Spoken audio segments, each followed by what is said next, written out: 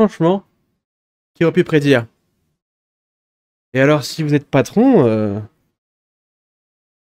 vais vous dire, mais alors, ils m'ont dans le creux de la main, et ça fout un peu les miquettes, non? Tous vos documents, tout votre tableur, toute votre compta, tout ça, fraîchement, dans les serveurs de Microsoft et de Google. Et apparemment, eh ben, effectivement, ça en fait transpirer pas mal, avec des gouttes de sueur qui leur coulent le long du dos jusqu'en bas, dans le sillon inter. Et c'est tant mieux, parce que ça fait un peu 20 ans que les gens qui savent de quoi ils retournent ont essayé d'expliquer, que ce soit aussi bien aux collectivités locales, au gouvernement, au ministère, qu'aux petites, moyennes et grandes entreprises, et qu'il fallait en fait trouver des alternatives, qu'il fallait les financer, qu'il fallait les soutenir et qu'il fallait s'en servir. Et maintenant que le coup près tombe, c'est un peu tard puisque vous avez déjà mordu à l'hameçon et vous êtes peut-être piégé dans le jardin fermé de Microsoft Teams ou de Google Workspace. Ce piège, eh bien, heureusement pour vous, il y a beaucoup de gens, notamment la communauté open source, qui bossent depuis très longtemps à offrir des alternatives. Et aujourd'hui, ce que je vous propose, c'est un petit retour d'expérience sur ce que j'ai fait il y a presque un an maintenant, donc dégoogliser mon entreprise pour m'assurer justement que j'étais absolument libre. On a déjà tellement de contraintes en France, tellement de boulets aux pieds pour gérer une boîte. Je voulais pas avoir en plus à me soucier de la politique économique et de la guerre économique. Et ça, concrètement, qu'est-ce que ça veut dire pour vous en tant que dirigeant d'entreprise ou en tant qu'entrepreneur? Et c'est de ça dont on va parler aujourd'hui. Concrètement, quand vous utilisez Microsoft 365, vous êtes dépendant de Microsoft. Quand vous utilisez Gmail, Google Workspace, vous êtes dépendant de Google. Et donc non seulement ils ont accès à vos données, non seulement le gouvernement américain a accès à vos données, mais en plus, ça veut dire que quand la France ou l'Europe décide d'augmenter les taxes sur les imports, vous allez peut-être subir de plein fouet ces taxes. Et donc aujourd'hui, je vais principalement traiter de deux produits que je connais bien. Google Workspace, d'accord? Donc ça, c'est la suite collaborative de Google. Et Microsoft 365, c'est... alors, je sais plus si 365 ou 360. Mais c'est pas important. Ce sont les suites collaboratives proposées par ces géants du cloud. Et aujourd'hui, c'est quasiment impossible, en fait, de faire une visio ou d'échanger un document sans passer par ces services-là. C'est bien qu'aujourd'hui, j'ai même des clients avec lesquels je travaille sur des sujets défense, des sujets qui vont être, quand je dis défense, ça veut dire que c'est des clients qui sont directement rattachés au ministère de la Défense, au ministère des Armées, donc par exemple, je sais pas, la marine ou l'armée de l'air, ou des départements de la DGA, ou alors indirectement des clients qui travaillent pour la défense, dans un environnement défense, ou alors des projets qui vont avoir un niveau de classification qui va être diffusion restreinte, pourquoi pas plus. Eh bien aujourd'hui, déjà avant même l'élection de Trump, il y avait déjà cette problématique autour du fait qu'on ne peut pas tout dire sur Teams. C'est-à-dire que ou sur Google Meet. C'est-à-dire qu'il y avait des rendez-vous qu'on devait forcément faire au téléphone ou en live, en présentiel, parce qu'on ne peut pas tout dire sur Teams. Donc c'était des situations assez étranges. Je trouve ça toujours vraiment bizarre d'utiliser un outil duquel on doit constamment suspecter la souveraineté, le comportement, etc. Donc Google Workspace, je connais bien. Pourquoi? Parce qu'en fait, j'ai monté ma société en 2010. Et de 2010 à 2024, donc pendant 14 ans. 14 ans. J'ai utilisé Google Workspace. C'était le choix à l'époque de mon associé, dont je me suis séparé depuis. Warren, si tu vois cette vidéo, j'espère que tu vas bien. Donc c'est un choix qu'avait fait mon associé à cette époque-là. J'étais absolument pas contre. C'était gratuit, on n'avait pas de pognon. C'est une super stratégie de Google. Microsoft a des stratégies aussi extrêmement agressives au niveau tarifaire, au niveau voilà, offre, éducation, etc. Donc vous allez avoir des offres extrêmement agressives qui commencent souvent par des offres gratuites parce que c'est vous le produit, hein, comme on le comprend maintenant. Et au fur et à mesure, en fait, de ces 14 ans, bah, ça s'est transformé en Google Workspace, c'est devenu payant et le prix est devenu exorbitant. Donc moi, j'avais une équipe au moment où j'ai quitté en fait Google Workspace, l'équipe faisait environ 10 personnes et ça représentait environ 450 € par mois. Et donc 450 € par mois là-dedans, j'avais Google Calendar, Gmail, Google Drive, Google Meet, et du coup la suite aussi collaborative pour faire les documents et les tableurs. Intégrer Google Drive. Et en fait, les 450 € par mois, ils venaient du fait que j'avais beaucoup de licences. J'avais pas seulement des licences pour 10 personnes, mais j'avais aussi d'anciens utilisateurs que j'avais archivés, donc qui coûtaient moins cher que l'utilisateur actif, mais qui coûtaient quand même de l'argent. Et donc en fait, au fil du temps, les coûts s'accumulent. Et donc l'année dernière, ça fait déjà un certain temps, ça fait déjà depuis au moins 2020, où j'en avais marre de Google Workspace, j'avais marre de Google, j'en avais marre de savoir que mon activité, mon entreprise, mes données sensibles étaient stockées sur Google.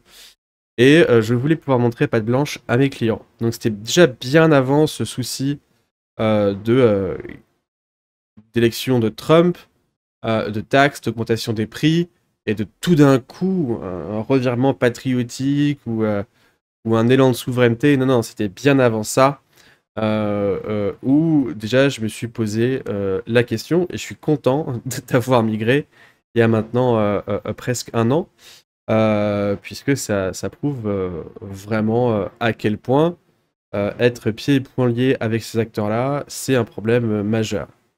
C'est un problème majeur que certains découvrent aujourd'hui. Et ce que je veux vous montrer, c'est qu'il y a des alternatives qui sont fiables et qui sont tout à fait utilisables. En tout cas pour une entreprise de ma taille. Donc on va dire, je pense que facilement jusqu'à 20, 30, même 50 collaborateurs. Ce que je vais vous montrer, donc Infomaniac et ce qu'ils appellent la K-Suite. Ce sont des outils, tout est basé sur de l'open source. Tout est hébergé en Suisse, je vais y revenir. Et vraiment, aujourd'hui, moi, la migration de Google Workspace, donc je suis parti de Google Workspace pour aller vers la K-Suite de Infomaniac. Et la migration, elle m'a pris environ 48 heures. Puisque en fait, il y a des outils tout intégrés pour passer typiquement depuis un environnement Google Workspace vers K-Suite directement. J'avais, je crois, 200 000 emails, quelque chose comme ça, à migrer. Ça a pris un certain temps, mais ça s'est fait entièrement automatiquement. Et j'ai conservé l'accès à mes anciens emails et je peux encore aller fouiller dedans. Pareil pour le calendrier, pareil pour mes documents. Tout a été entièrement automatisé. Et en fait, au lieu de payer 450 € par mois, aujourd'hui, pour vous donner un ordre d'idée, maintenant je suis passé, je crois que c'est environ 400 € par an. Donc ça veut dire que j'ai divisé par 12 le prix, d'accord? Donc je paye 12 fois moins cher. Et pour autant, franchement, au jour le jour, j'ai aucune différence. J'ai aucune différence avec ce que je faisais sous Google. Il y a deux ou trois trucs qui m'ennuient un petit peu. Où effectivement il y a des petits problèmes sur la suite collaborative. Mais grosso modo, pour ce que je pense 99% des TPE et des PME font de ce genre d'outils, c'est complètement fiable et complètement utilisable et c'est beaucoup moins cher. Et maintenant, je vais vous expliquer pourquoi j'ai pris K-Suite dans Infomaniac avant de vous expliquer comment s'est passée la migration et de vous montrer à quoi ça ressemble. Pourquoi j'ai pris K-Suite?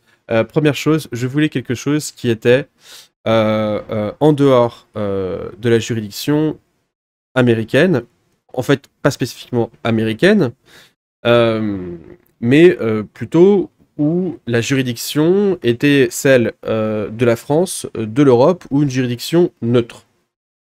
Donc ma recherche s'est d'abord portée sur des plateformes qui étaient en Europe et en France, et malheureusement, j'ai pas trouvé d'outils qui ressemblaient vraiment, qui avaient la même offre que Google Workspace, et qui étaient dans cette juridiction européenne ou française.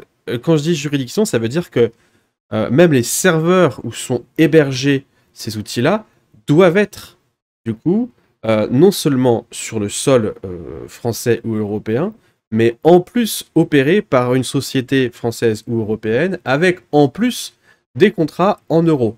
Vraiment pour être sûr, par exemple, d'éviter l'extraterritorialité du droit américain qui est conféré par le dollar. Donc voilà, donc l'idée c'était que dollar, impossible. Il fallait que ce soit en France ou en Europe. Voilà. Et si possible, il fallait que ce soit basé sur des outils open source. Pourquoi? Parce que moi, en tant qu'ingénieur logiciel et en tant que dirigeant de société qui fait du logiciel, j'aime avoir la possibilité de dire, bah écoutez, votre outil, il a un petit bug, il a un problème, je vais aller pouvoir créer un ticket, éventuellement le corriger moi-même, ou demander à un de mes ingés de le corriger. Et je veux être sûr aussi que c'est réversible. Ça veut dire que le jour où je veux quitter ce nouvel outil, je ne suis pas contraint par des licences propriétaires. Je peux récupérer des outils qui sont open source et généralement qui ont des offres gratuites. Ou en tout cas, si je vais payer, je ne vais pas aller payer 30 balles à Microsoft. Je vais aller payer 30 balles à une équipe, à une petite ou moyenne équipe, qui partage les valeurs de ma société sur la transparence et sur la souveraineté. Voilà, donc c'était mes trois critères. Il y avait ensuite, en termes d'outillage, il fallait que j'ai un équivalent en termes de suite collaborative de Word, hein, d'un processeur de texte, de Excel, pour faire de la compta, pour faire de la planification, pour faire du calcul, pour faire tout un tas de choses comme ça. Et aussi de Meet, ok, Teams, pour faire de la visio. Il fallait aussi que j'ai un calendrier partagé. Il fallait évidemment que j'ai les mails. Et il fallait que j'ai le drive. Donc là, quand je montre ça, finalement, vous retrouvez l'essentiel de ce qu'on va aller chercher chez Google Workspace ou chez les produits Microsoft. Il fallait que j'ai tout ça, encore une fois, avec les trois contraintes au-dessus. Il se trouve que quand j'ai fait mes recherches, et que du coup j'ai appliqué mes critères là au-dessus, là, mes critères super importants sur du coup la souveraineté, l'open source, etc. Il se trouve qu'il y a vraiment deux offres qui se sont dégagées. Et la première, c'est Proton. Et la deuxième, c'est la K-Suite de Infomaniac. Ok, ça, c'est les deux trucs que j'ai trouvés. Et aucune de ces deux offres n'est strictement française ou européenne. Je m'explique. Proton et K-Suite, c'est suisse. D'accord? Donc, c'est pas dans l'Union européenne, mais la Suisse a la répétition de la Suisse. Donc, elle a une réputation d'indépendance historique. Et du coup, cette réputation d'indépendance elle se traduit justement dans les choix qui sont faits chez Proton et chez K-Suite. Notamment de reposer sur des outils open source, d'avoir un hébergement qui est fait sur des serveurs qui sont sur le territoire suisse, gérés par des sociétés suisses. Okay. J'ai cherché des produits français qui, du coup, étaient hébergés sur le territoire français et qui avaient toute cette offre que j'évoque au-dessus, tout ce package, donc traitement de texte, tableur, visio, calendrier, mail et Drive, et j'ai pas trouvé. J'ai vu que Octave Kabla, le dirigeant d'OVH, qui a racheté Shadow, qui a du coup fait un produit Shadow Drive, bossait depuis un certain temps justement sur une offre de ce type-là. À ma connaissance, aujourd'hui, elle n'existe pas. Ok, donc l'offre française Made in OVH, elle n'existe pas. Je suis sur Twitter le dirigeant de Waller, qui propose aussi du coup une plateforme collaborative, donc Waller, mais qui, à mon sens, je me trompe peut-être, et si c'est le cas, je m'en excuse, et je serais ravi de faire, de revoir ma copie et d'en discuter avec lui. S'il veut venir en parler, ce serait super. À mon sens, ça propose pas toute cette suite d'outils, c'est une plateforme différente. C'est vraiment c'est une plateforme qui, selon moi, encore une fois, je me trompe peut-être, mais qui est plus orientée réseau social d'entreprise, qui ressemble plus à une sorte de SharePoint, où on va sans doute retrouver des éléments en fait de ces différents outils, mais pas forcément de façon aussi simple et brute de décoffrage que ce qu'on a comme quand on a du Google Workspace ou du Microsoft Teams. Donc je me trompe peut-être, mais pour moi j'ai éliminé Waller parce que j'ai l'impression que c'était pas l'outil qui me correspondait. J'ai aussi éliminé le fait de tout héberger en interne. Pourquoi? Parce que c'est pas que je n'en suis pas capable, je suis tout à fait capable de monter des serveurs, d'installer des produits open source. Les produits open source qui sont développés par exemple par Infomaniac, enfin plutôt qui sont soutenus et intégrés par Infomaniac, j'aurais pu les installer moi-même. À titre personnel, par exemple, donc on peut citer une autre initiative que j'ai pas évoquée pour l'instant, qui est Nextcloud. Donc Nextcloud, donc là on est Proton, on est en Suisse, K-Suite, on est en Suisse, Nextcloud, on est en Allemagne. On est sur un produit qui pour le coup est complètement open source. Il y a plein d'intégrateurs Nextcloud qui produisent qui peuvent vous fournir du Nextcloud avec les outils ci-dessus plus ou moins bien intégrés. Et là le détail c'est dans le plus ou moins bien intégré. Et le problème, c'est qu'en fait, déjà à titre personnel, j'utilise Nextcloud et je trouve que c'est une solution qui est pas très performante à titre personnel, et donc ça me pose problème. J'ai testé notamment la visio de Nextcloud. Elle nécessitait des paramétrages techniques. Je rencontrais des problèmes quand je voulais inviter des membres de ma famille à une visio, etc. Donc déjà à titre personnel, c'était problématique. Deuxième point, je voulais pas héberger moi-même la solution. Pourquoi? J'héberge mon GitLab parce que c'est notre code, parce que j'ai plein d'outils qui sont intégrés à GitLab et que c'est mon cœur de métier. Mon cœur de métier, c'est de faire du logiciel. Donc ma forge logicielle, je l'héberge, je la backup, elle est sur nos serveurs à nous, et c'est aussi une garantie qu'on apporte à nos clients. Mais cette partie-là, on va dire, du business, c'est quelque chose que je voulais vraiment déléguer et outsourcer à une plateforme existante. Donc je ne voulais pas installer mon propre Nextcloud.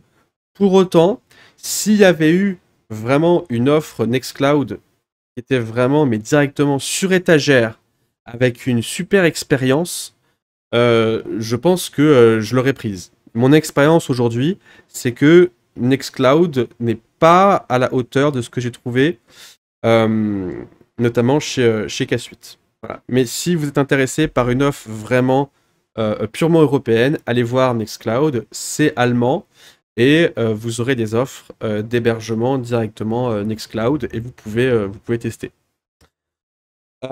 Pourquoi j'ai pas retenu Proton? Donc Proton, c'est une société qui s'est fait connaître d'abord sur la partie sécurité, il me semble, avec Proton VPN, et ensuite Proton Mail, sur le fait justement qu'ils ne conservaient pas de log, que donc il y avait une grosse emphase sur vraiment la souveraineté des données, sur la sécurité des données personnelles, le respect des données personnelles, voire même de l'anonymat pour ce qui est du VPN. Il se trouve que depuis, ils ont dû se mettre en conformité avec certaines réglementations et certains prérequis de l'administration judiciaire de différents pays. Et bon, ça reste quand même une référence. Et Proton propose plusieurs de leurs produits en open source. Leurs produits open source, tous leurs produits déjà ne sont pas en open source. Et pour ce que j'en ai vu, souvent, ce qui est proposé en open source est en retard. Donc, ils développent leur propre truc, mais de zéro. C'est-à-dire que tout ce que vous allez avoir chez Proton, c'est des produits développés chez Proton. Alors forcément, ils reposent sur d'autres choses, mais je veux dire, par exemple, l'outil de mail de Proton, c'est vraiment Proton Mail développé par l'équipe Proton. L'outil d'édition de texte Proton, c'est l'outil des textes Proton. Voilà. Donc ils développent vraiment leur propre software de zéro, leurs propres applicatifs de zéro. Ils en proposent une partie en open source, mais avec une qualité de diffusion open source qui est toute relative. Pourquoi j'ai pas pris Proton? Proton, je m'en sers à titre perso. D'ailleurs, vous pouvez voir en haut à droite de mon navigateur le petit icône Proton Pass pour gérer tout ce qui est mes informations confidentielles, mais le guide, mes mots de passe. Je m'en sers à titre personnel aussi pour stocker des fichiers. Mais le problème de Proton, c'est que même s'il répondait à mes exigences sur la partie européenne, contrat en euros, hébergé sur le territoire européen, etc. Malheureusement, en fait, il y a beaucoup d'outils de la suite ici qui ne sont pas proposés par Proton.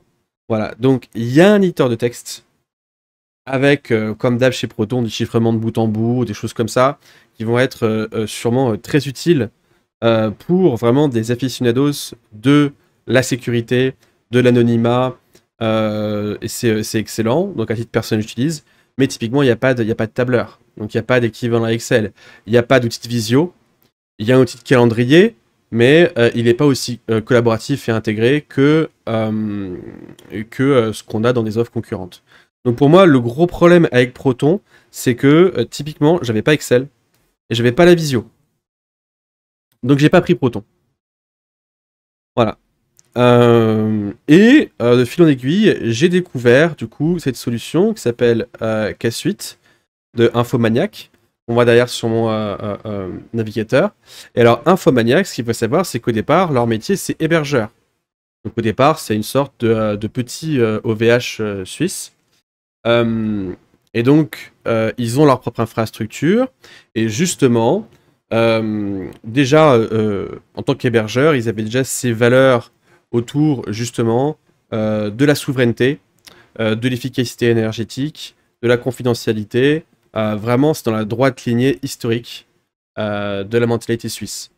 Ils ont sorti, du coup, fort de leur expérience d'hébergeur, ils ont sorti une plateforme qui s'appelle K-Suite, dans laquelle, là pour le coup, vous retrouvez absolument tous ces outils. Ok? Il n'y en a aucun qui manque. Et ces outils, en fait, cette plateforme, c'est une sorte d'amalgame, de mash-up d'outils open source existants qu'ils ont intégrés ensemble pour que tout soit le plus transparent possible. C'est-à-dire que vous n'avez pas l'impression d'utiliser 4 outils différents, alors que derrière, ça repose sur 4, 5, 6 produits open source différents. Donc, par exemple, l'équivalent, en fait, de Word et Excel, et j'en ai pas parlé aussi, mais pour les prêts PowerPoint, d'accord? En fait, chez K-Suite, ça va être un produit open source qui s'appelle OnlyOffice. Alors, OnlyOffice, hein, vous pouvez le télécharger, c'est gratuit. Vous avez des éditeurs qui existent, vous pouvez faire des documents, des tableurs, des présentations, des formulaires PDF, je ne savais même pas, mais je viens de le découvrir. Vous pouvez ouvrir tous vos fichiers Word, vos fichiers Excel, etc. Donc vous avez une suite Office, en fait, qui est gratuite et open source. Et il me semble d'ailleurs que OnlyOffice, la société elle-même, est une société européenne. Alors je vais vérifier pour pas dire de bêtises. Hop. Tout en bas. C'est compris, ok. Mention légale. Mention légale, tiens. Mention légale. Contrat de licence. Bon, c'est pas là où il fallait aller. Qui sommes-nous? Qui sommes-nous? Où est-ce que c'est marqué?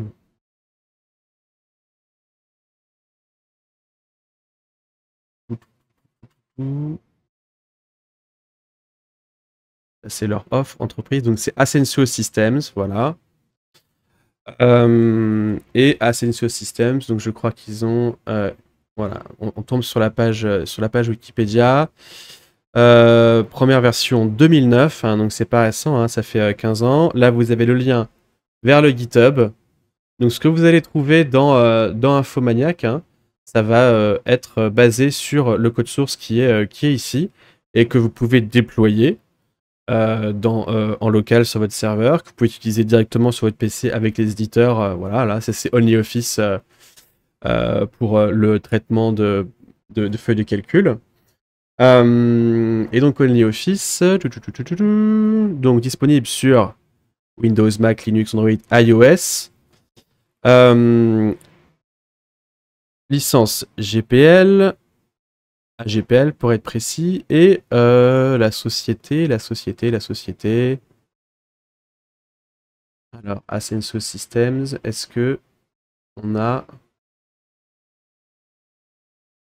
Fondateur EP, ok. En Lettonie, voilà. Donc, on est bien sur le territoire européen. Donc, on a une société, on a un hébergeur suisse avec des machines en Suisse, opéré par une société suisse qui, notamment pour sa suite bureautique, repackage, fait une intégration en fait de OnlyOffice, un produit open source développé par Ascensio Systems, une société lettonne. Donc on a vraiment tout ça sur l'Europe. Voilà. Donc l'idée derrière tout ça, c'est pas très important en fait Ascensio Systems en soi là où c'est, vu que la licence est open source. Ce qui est vraiment important, c'est là où vous allez en fait héberger vos documents et de fait, du coup, la souveraineté de vos données et quelle réglementation, quelle juridiction va s'appliquer en fait à vos outils. Donc, pour profiter en fait, pour aller regarder la caisse suite. Donc il y a deux offres, il y a une offre perso et une offre pro. Nous, ce qu'on utilise, c'est l'offre pro. Donc voilà, qui est quand même utilisée par plusieurs grosses sociétés, notamment Canal+, Suisse ou DHL. Et donc si vous allez sur le site, vous allez voir directement les produits dont je parlais. Donc Mail, c'est leur produit pour gérer les emails. Ce produit, il marche très bien, encore une fois. Ça a été un peu long d'importer, mais quelques 200 000 mails. Leur outil d'import, il est un peu rudimentaire, mais il se connecte directement à votre Gmail, par exemple, sans problème. Il va synchroniser vos mails sans problème. Il va vous les mettre directement dans un répertoire pour vous dire ça, c'est ce que j'ai importé. Donc il y a quand même un minimum de configuration. Le seul problème que j'ai aujourd'hui avec leur client mail, avant de parler du problème, déjà, il y a autre chose qui est intéressant aussi dans l'offre mail, c'est qu'il y a une partie IA qui est intégrée, donc pour faire de la synthèse ou de la réponse automatisée via de l'IA. Et là, c'est pareil, les serveurs sont en Suisse, donc ça passe pas par les serveurs de OpenAI aux États-Unis ou DeepSeek en Chine. C'est vraiment, là encore, toute la partie IA, toute la partie inférence, LLM, elle est gérée directement en Suisse. Donc ça marche extrêmement bien, j'ai jamais eu aucun problème. C'est intégré avec leur calendrier pour tout ce qui est invitation. C'est intégré avec la partie Drive pour tout ce qui est fichier. C'est intégré aussi avec la partie chat. Donc vraiment, c'est très très bien intégré. Je m'y retrouve parfaitement par rapport à Google Workspace et Gmail. Vraiment, le seul truc qui me manque aujourd'hui dans cet outil de mail, c'est les labels. C'est-à-dire qu'il y a une gestion du coup des filtres et des répertoires. Tout ce qui manque, c'est les labels. Parce que les répertoires, ça consiste à déplacer les mails. Mais moi, ce que je veux, c'est des labels pour facilement identifier les mails. Et à ma connaissance, aujourd'hui, ils ne l'ont pas encore. Par contre, quelque chose qui a été très pratique, c'est qu'ils ont vraiment une bonne gestion des alias et du multidomaine. Donc, moi qui dois gérer des boîtes mail sur plusieurs sociétés, et ben en fait, je peux les gérer directement depuis un environnement K-Suite. Pour mes deux sociétés, mes deux noms de domaine, je peux tout gérer via un seul environnement et c'est extrêmement pratique. Voilà. Donc leur client mail, mis à part le fait qu'il manque des labels, je le trouve vraiment très bien pour une utilisation au quotidien. Et bien sûr, vous pouvez connecter votre Outlook, votre Thunderbird, votre client lourd si vous voulez. Mais vraiment, moi, je me sers uniquement du client mail web et ça marche vraiment très bien. Ensuite, ils ont une offre de chat qui s'appelle KChat. Si je fais pas d'erreur, c'est basé, je crois, sur Mattermost. Mattermost, un autre produit open source. Donc c'est une intégration de Mattermost directement dans leur suite collaborative. Pardon. Mattermost, voilà, vous arrivez directement sur le site. US Air Force, NASA, Samsung, Qualcomm, c'est en bonne compagnie. Je sais pas ce que c'est, je crois que c'est Space Force ça. Voilà, donc Mattermost, on reconnaît l'environnement KChat. Donc pour moi, il me semble que c'est du Mattermost. Je me trompe peut-être. Hein. Vous pouvez me corriger en commentaire. Je lis pas les commentaires. Mais pour les autres, si jamais c'est pas Mattermost, voilà. En tout cas, quoi qu'il en soit, avant on utilisait Slack. Vraiment,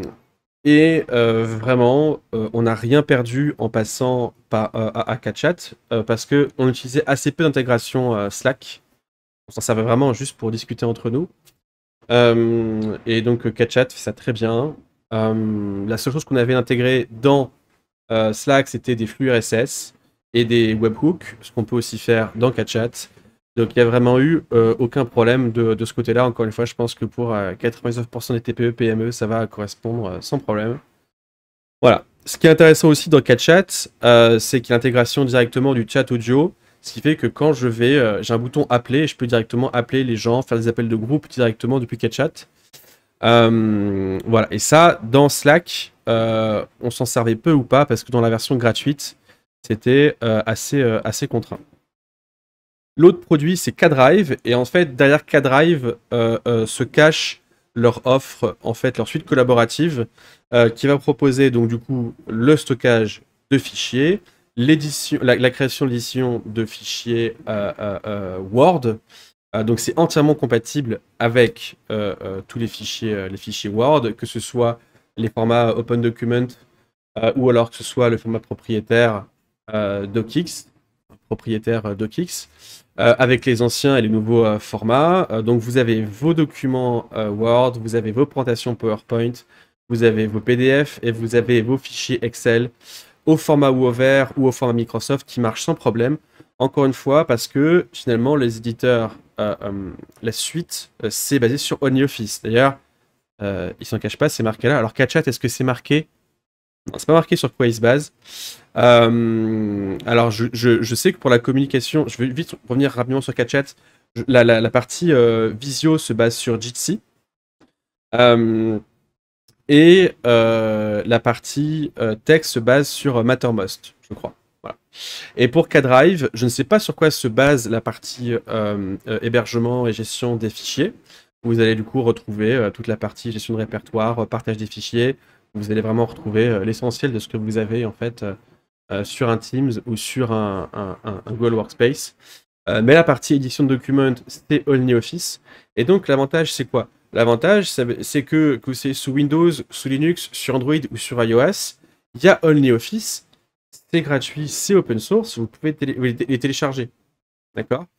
Donc, ils ont des offres entreprises, mais là, vous avez l'intégration directement de OnlyOffice dans KDrive, et donc vous retrouvez directement vos documents. Là, c'est pareil, il y a toute la partie migration qui est entièrement automatisée par la K-Suite, et donc vous lui dites, voilà où est mon Google Drive, voilà ce que je veux importer, voilà où je veux le mettre, et automatiquement, il va synchroniser en fait vos documents et ensuite vous choisissez de les réorganiser comme vous voulez. Pareil, sur K-Drive, j'ai assez peu de reproches à faire. Déjà, j'étais un utilisateur avant de OnlyOffice. Moi, je me sers pas du tout de la suite Microsoft Office euh, parce que j'étais sur Google Workspace, mais parce que de base, je vois pas pourquoi je paierais pour un produit Microsoft alors qu'il y a des alternatives open source comme LibreOffice ou OnlyOffice qui existent et qui fonctionnent très bien. Donc, je préfère me servir de ces produits et éventuellement aller contribuer quand j'ai des problèmes dessus et supporter la communauté. Donc vraiment, j'ai pas de problème du tout avec les outils OnlyOffice pour faire tout ce que je fais au quotidien. J'ai aucune raison de revenir à utiliser Microsoft Word. Et aujourd'hui, quelqu'un qui a besoin de faire du traitement de texte, du tableur ou des présentations, je ne recommanderais jamais d'acheter une licence Microsoft Office pour ça. Vous utilisez OnlyOffice ou LibreOffice et ça marche extrêmement bien. Et j'ai une préférence, c'est vrai, pour OnlyOffice avec lequel j'ai vraiment quasiment aucun problème en termes de compatibilité avec les documents Microsoft Office. Donc ça se passe vraiment très très bien. Le seul problème que j'ai, c'est sur la partie collaborative. Donc comme vous le voyez là sur capture d'écran, c'est collaboratif. Ça veut dire que quand vous allez éditer vos documents, vous le faites à plusieurs. Ça marche très bien sur la partie édition de texte. Ça marche plutôt bien sur la partie présentation. Mais sur la partie tableur, en fait, il y a deux modes. Il y a un mode strict et un mode dynamique ou rapide, je sais plus. Et en fait, il se passe que des fois, il faut manuellement sauvegarder pour que les autres gens voient vos changements. Là où, quand vous êtes sur Google Sheets ou alors sur Excel en collaboratif, normalement, tout ce que vous faites, les changements sont en temps réel. Donc là-dessus, OnlyOffice, sur la partie tableur, il y a un retard sur la partie collaborative. Je pense que c'est moins fluide, c'est moins pratique. Mais si vous êtes deux ou trois sur un document, ce qui normalement, je pense, c'est plutôt la moyenne, c'est pas trop gênant. Généralement, ce qui se passe, c'est que nous, on a une visio, du coup, avec KatChat. Enfin, la visio en elle-même s'appelle Kamit. Alors, cette vidéo visio s'appelle Kamit. Donc, il y a une intégration entre le chat et la visio. KatChat, c'est le texte et Kamit, c'est la partie visio. Et il y a une intégration entre les deux. On fait une visio sur Kamit et en fait, en même temps qu'on fait la visio, on édite les documents ensemble. Donc généralement, ces petits problèmes de fluidité sur l'édition des tableurs Excel, c'est pas un gros problème. Si c'est un gros problème, eh ben, je vous encourage à aller sponsoriser le développement de OnlyOffice. Je vous encourage à mettre des ressources, des ingés là-dessus pour aider à développer ça, à suivre le développement d'OnlyOffice sur GitHub et si possible, du coup, à leur filer du blé pour les aider à développer ces fonctionnalités-là. Donc, finalement, les seuls vrais problèmes que j'ai rencontrés aujourd'hui, il y en a deux dont j'ai parlé, il y en a un dernier que je vais évoquer après. Donc, le premier, c'est l'absence de label dans les mails. On peut vivre sans. Mais c'est vrai que si vous faites beaucoup de mails et que vous utilisez beaucoup les labels dans Gmail, ça va vous poser un petit problème de revenir juste à des filtres et des répertoires. Donc ça peut être un frein, mais c'est vraiment peu cher payé par rapport aux autres problèmes que vous avez en étant pieds et poings liés avec Google et Microsoft. En tout cas, c'est ma vision des choses. Deuxième point, donc je disais le premier point, c'est que il n'y a pas de label dans les mails. Ok, ça c'est mon premier problème. Deuxième problème, c'était la partie collaboration live.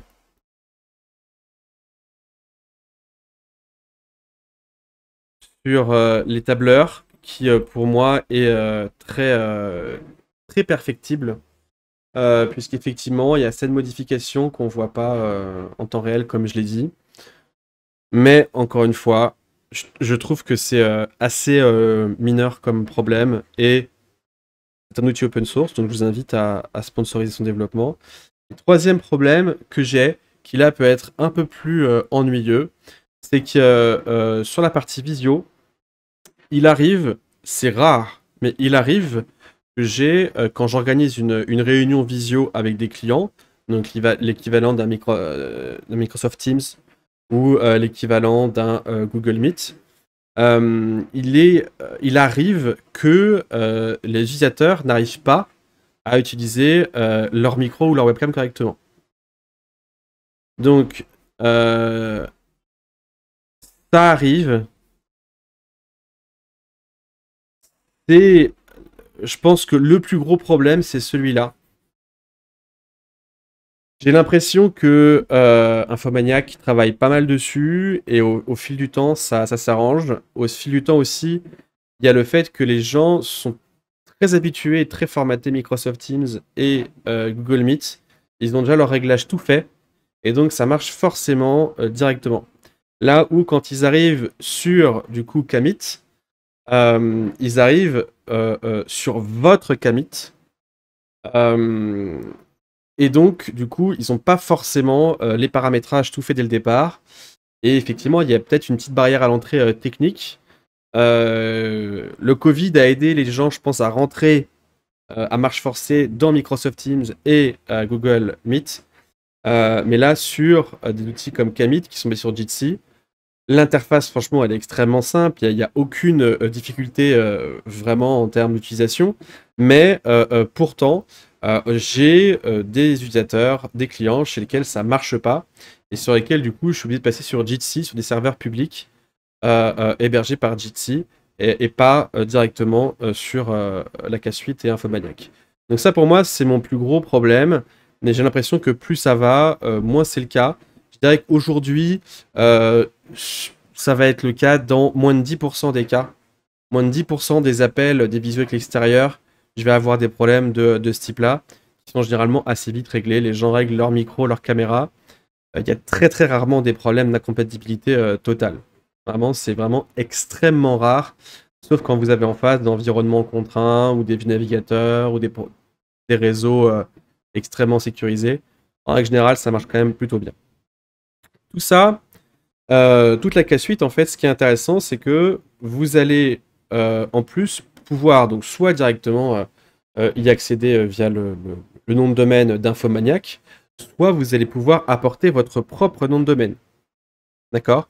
Donc nous, par exemple, on a notre propre nom de domaine, et donc quand les clients se connectent à une visio, ils voient notre nom de domaine à nous. D'accord? Ils ne voient pas le nom de domaine d'Infomaniac, ils ne voient pas marqué K-Suite ou quoi que ce soit. Ils voient notre nom de domaine à nous. Pareil, quand on leur partage des liens Drive, ils voient notre nom de domaine à nous, le nom de domaine de ma société, avec le branding de ma société, avec mon logo, etc. Donc ça, c'est disponible dans la K-Suite. C'est un petit produit supplémentaire qui coûte quelques euros par an. Enfin, c'est vraiment marginal. Je comprends même pas pourquoi c'est pas intégré de base dans l'offre K-Suite Pro. Peut-être que ça l'est maintenant. J'ai pas regardé. On va aller sur la page des prix. Mais vraiment, donc nous, c'est ça qu'on a, c'est l'offre K-Suite Pro. Et en fait, on peut acheter en plus, vous voyez l'option, la Custom Brand. Donc c'est le fait d'avoir son propre Compare Offers. Donc le Custom Brand, il est où? Alors, il y a aussi un service de transfert de fichiers hébergé en Suisse. Il y a aussi un service de gestion de liens raccourcis et de QR code.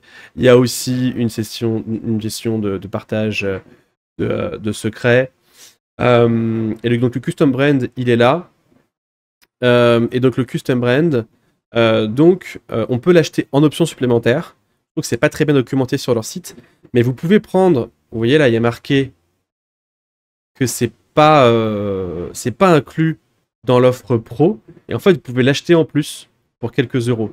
Donc nous, on a acheté en fait, et c'est marqué pour les SMEs, donc Small and Medium Enterprises, donc TPE, PME. Donc nous, on a cette offre-là, K-Suite Pro, 6,58 € par utilisateur par mois. Après, plus vous en prenez et plus vous engagez sur le temps, plus c'est, moins c'est cher.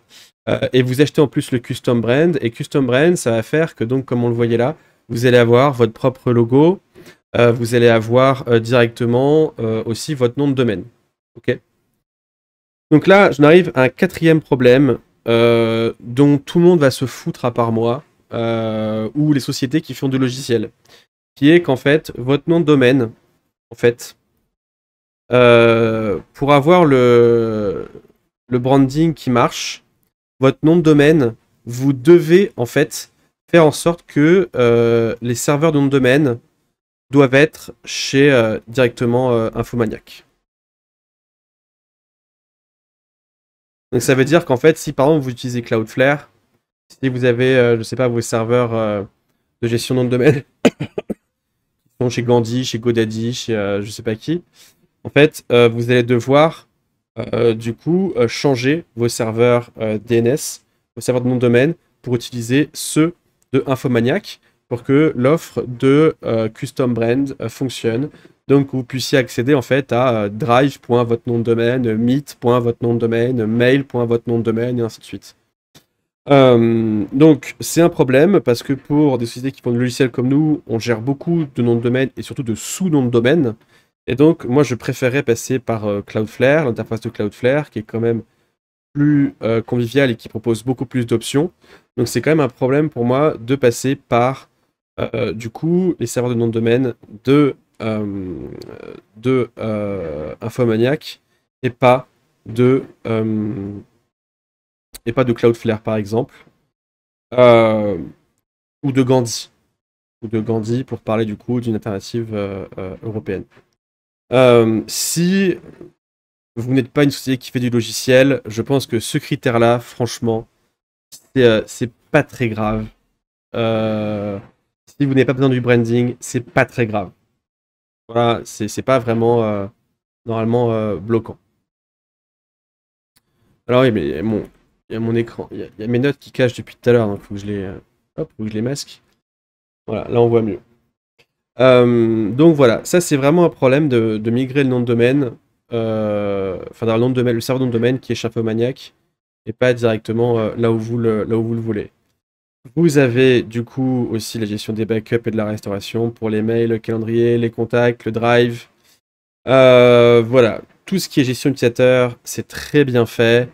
Voilà, donc je trouve que leur page en fait, elle est, leur page sur la K-Suite, elle est bien faite, leur page de comparaison, elle est bien faite.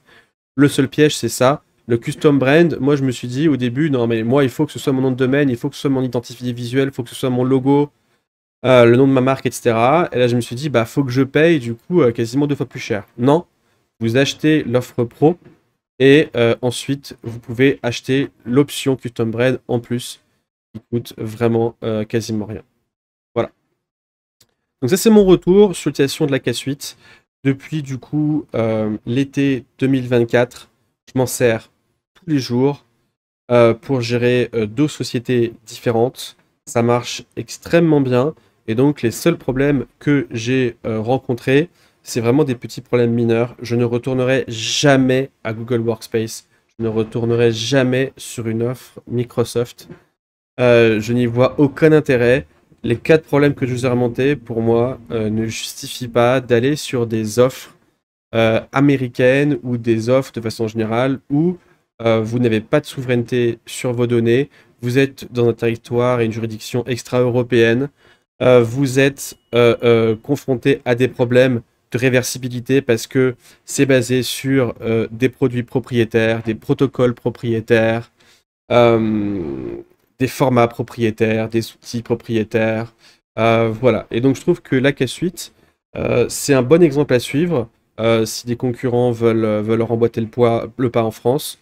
Parce que, effectivement, même s'il y a quelques problèmes mineurs, vraiment, l'intégration, elle est transparente entre les différents outils. Et j'ai vraiment le sentiment d'avoir une sorte de Google Workspace de Microsoft Teams qui marche vraiment, comme je vous l'ai dit, avec très très peu de friction.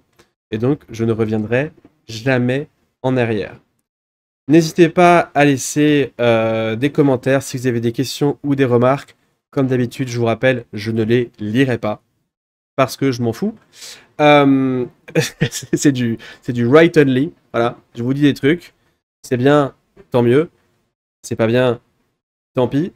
Euh, mais vous pouvez parler entre vous, je sais pas, dans les commentaires, organiser un barbecue, ça commence à être la saison, boire des coups. Alors là, on va dire, si les gens se réunissaient en commentaire pour aller boire des coups, même sans moi, sous mes vidéos, alors là, ce serait déjà une... ça me suffirait.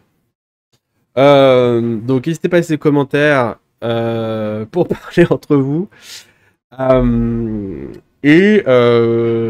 venir m'interpeller sur Twitter, peut-être si vous avez pareil des remarques. Je ne pense pas que je les lirai, pareil. Mais ça fait du bien, c'est cathartique. N'hésitez pas à le faire. Il n'y a pas de problème. Voilà. Sur d'autres plus sérieuses, si vous êtes, comme dans mon cas, dirigeant d'une très petite, moyenne entreprise ou une ETI qui est confrontée à ce problème de migration d'un environnement Microsoft Teams ou Google Workspace vers des outils comme K Suite ou d'autres, et que vous voulez en discuter, là pour le coup de façon professionnelle, je suis prêt à y répondre et à vous aider. Je sais pas encore comment, mais si c'est pour voilà, des interactions professionnelles, je suis facilement trouvable sur LinkedIn par exemple. Donc faites-le et j'essaierai de vous aider d'une façon ou d'une autre de ce côté-là. Voilà, c'est tout. À plus et bonne migration.